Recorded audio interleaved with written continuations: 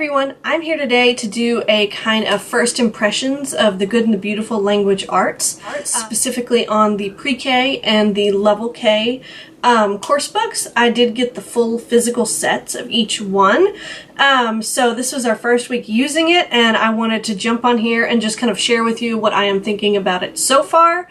I did use it to replace the current language arts program we're doing right now with Izzy.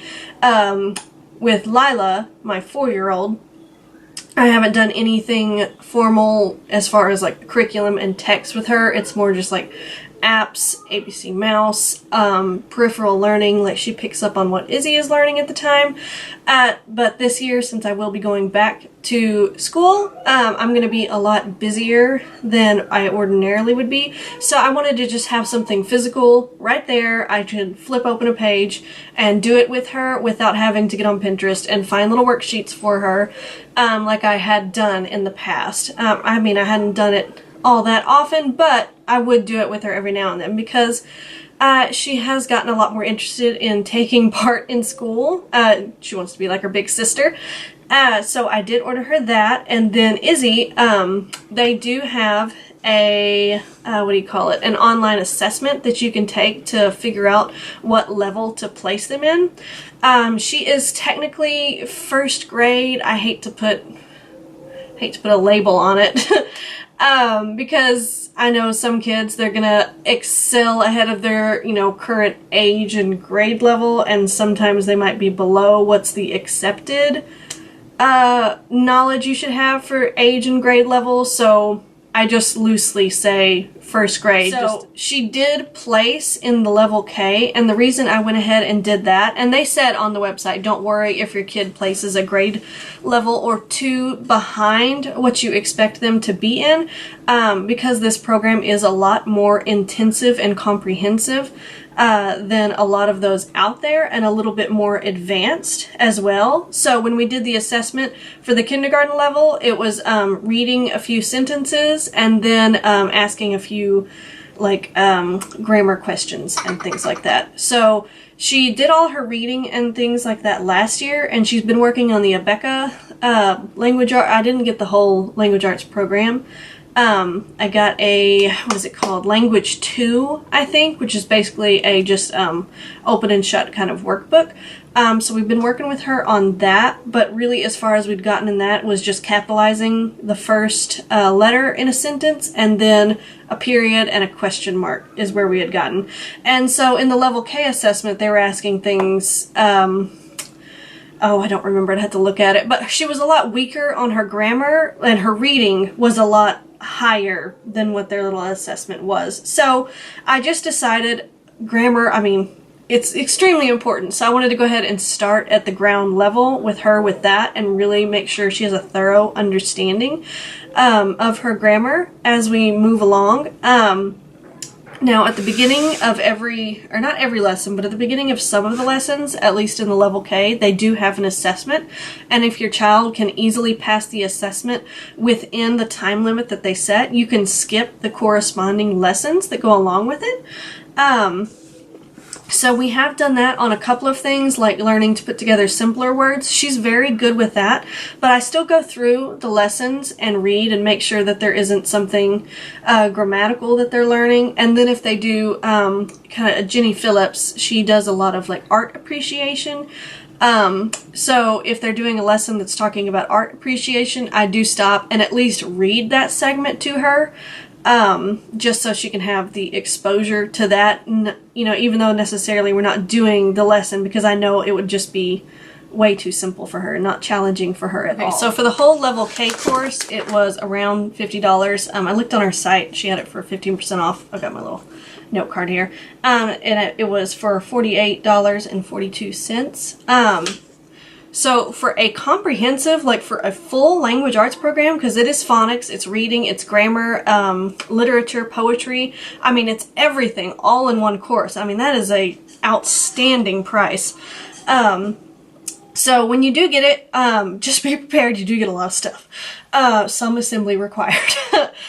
So when I got it, there were so many little things that needed to be kept all together. I went ahead on Amazon and I ordered some of these kind of zip up little binder things just because there were so many things that needed to be kept together and I just wanted it all in one place so I could easily find it.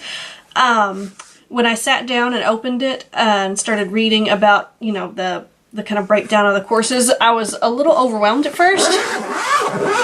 Just talking about what we needed to do daily, I started making a checklist right here. So on the level K, you do 7 to 10 phonics cards. There's a sight words chart. You practice spelling words. There's poetry memorization 2 to 3 times a week. And then whatever your lesson of the day is. And then once a week, you practice your mastered phonics cards. You practice your mastered spelling words. So as I was writing this all out and reading it, I was just like, oh my gosh, this is a lot. Maybe I made a big mistake. Because we're just used to what we have been doing in the past is like our open and shut language arts books. So I was a little concerned, a little, felt a little daunting. But once we actually sat down and went through our first lesson and went through our first day, it really isn't bad. And everything is very clearly labeled. And she has very clear instructions on what you need to do each day. There are extras like for the... Sorry, let me get this out. Like here is the course book for the level K. And then it also comes with a reader. And then you also get, which I won't show you every single phonics card that I have. But I got my phonics cards in here. So you have 3 baggies. One is for mastered, learning, and then not yet learned. And then you also get, I'll just pull one out to show you, these little mini books. Now they come in just one flat sheet of paper, and so you do have to cut these out. You do have to put them together. It's not hard, it's just, you know, a little extra time. I haven't done them all yet. I sat down and knocked a few out, but I just figure I'll look ahead for the week and if I need any for the upcoming week's lessons. And in the lesson itself, it does tell you when it needs the extra things that they send with the course. So if I need some of those mini books during the week, then I can cut those out and get them ready to go for the next week instead of just sitting down and getting it all knocked out at once. So this is the first lesson. And so everything in blue is instructions for you, and everything in black is what you read to your child. So I am very much a person who does well with instructions on things like this. Now in life, don't tell me what to do. But with stuff like this, I really like having just extremely detailed, extremely structured instructions. I'm not a professional teacher. I did not go to school. I did not learn about child development. It just gives me the structure and the peace of mind I need as I'm going through and teaching her these things.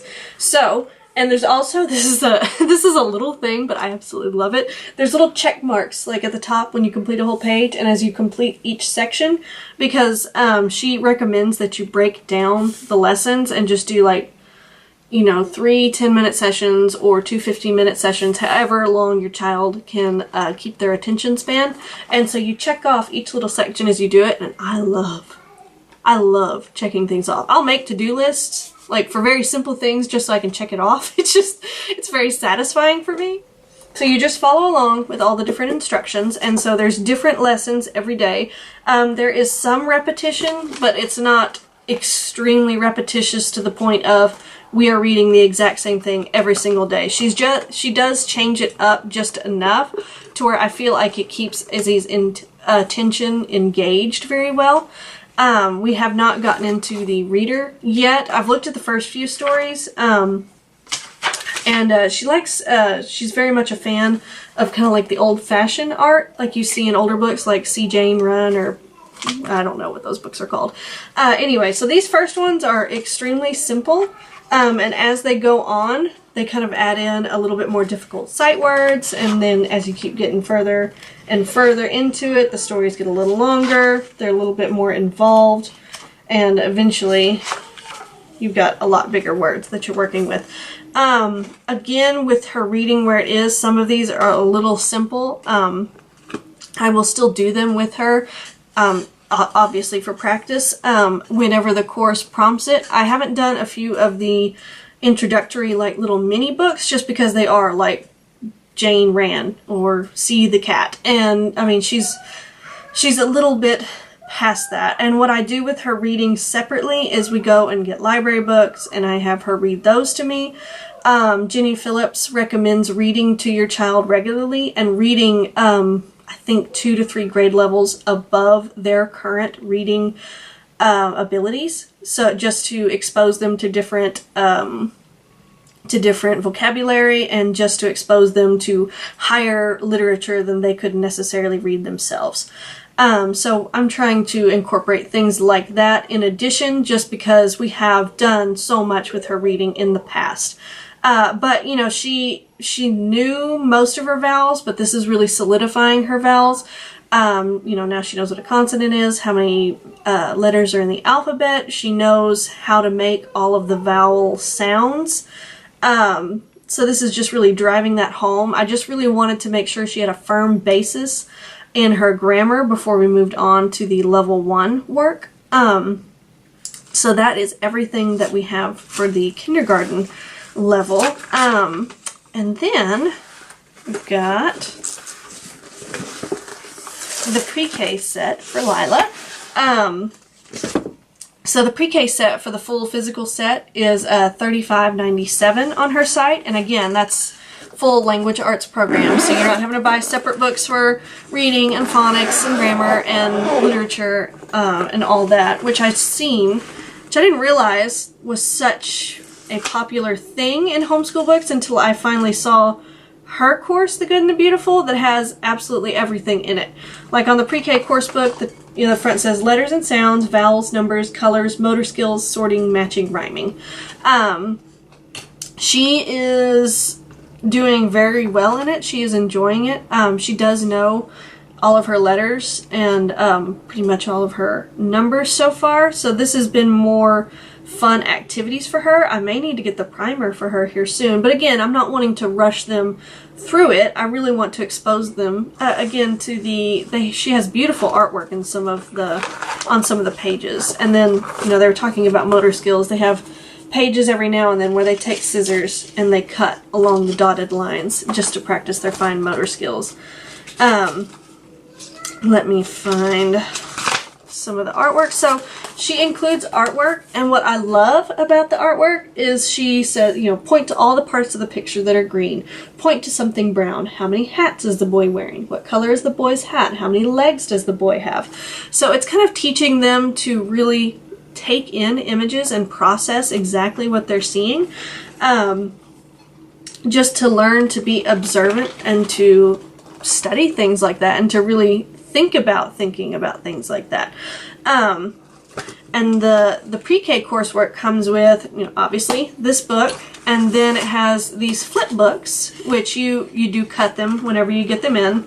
Like I said before, that's some assembly required for this course, and so eventually you get to the point like these are introduced in lesson 7, which we're almost there. So like for the dog, you would have them tell you what the animal was, what sound it starts with, the letters. As they do letter recognition, she has you prompt them to tell you the name, or not the name, the sound of the letter, and then what the letter itself is, if it's uppercase or lowercase. And then the pre-K course also comes with some games.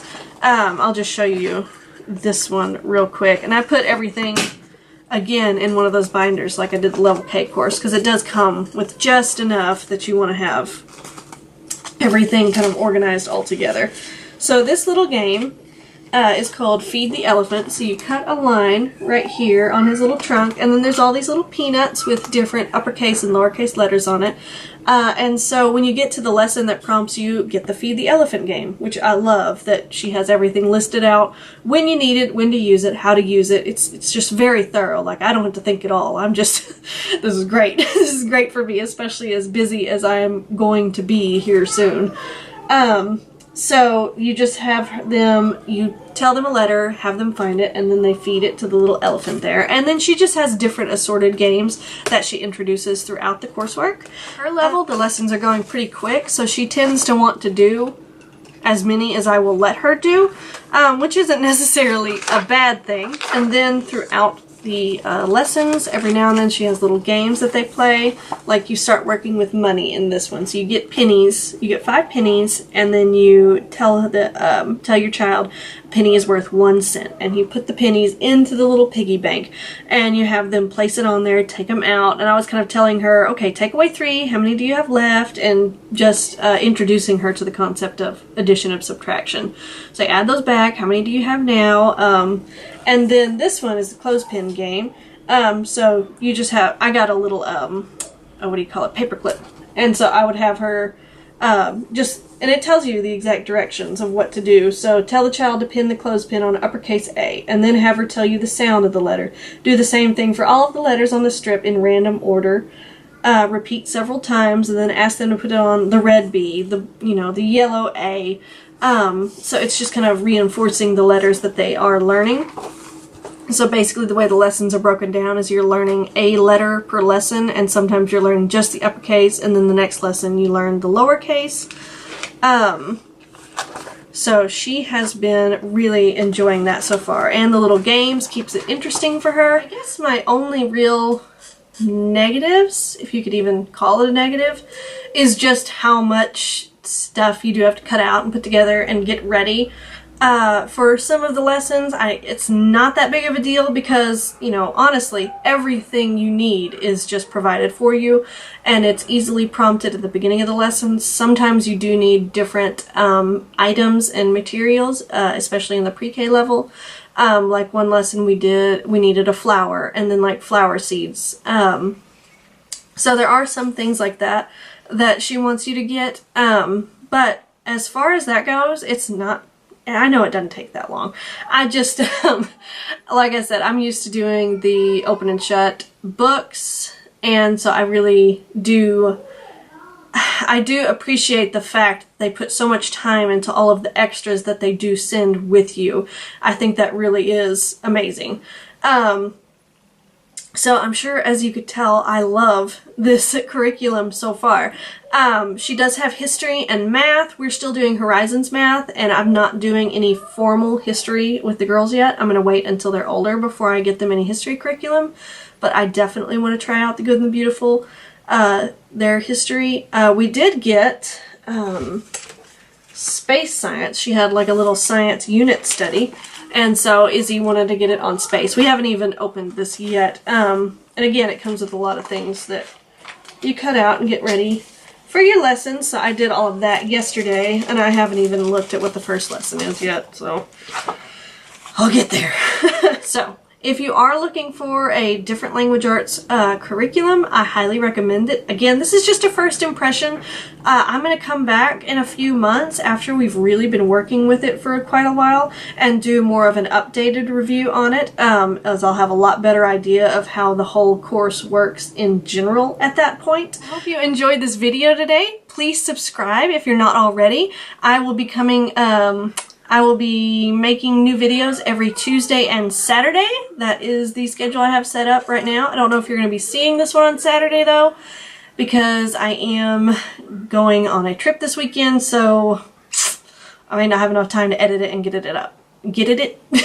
it up by tomorrow. But if you don't see it then, it will be up on Tuesday, and then I'm going to be working very hard at maintaining that twice-a-week schedule. They may not always be homeschool videos, although the bulk of my videos will be homeschool content, but every now and then I'm going to throw in just like mom life, maybe beauty-related, things like that, just to keep it a little interesting. So, if you're here for mainly homeschool, this should be mainly what you're getting. If you haven't checked out my latest ones, I will link those up kind of on this side of the screen.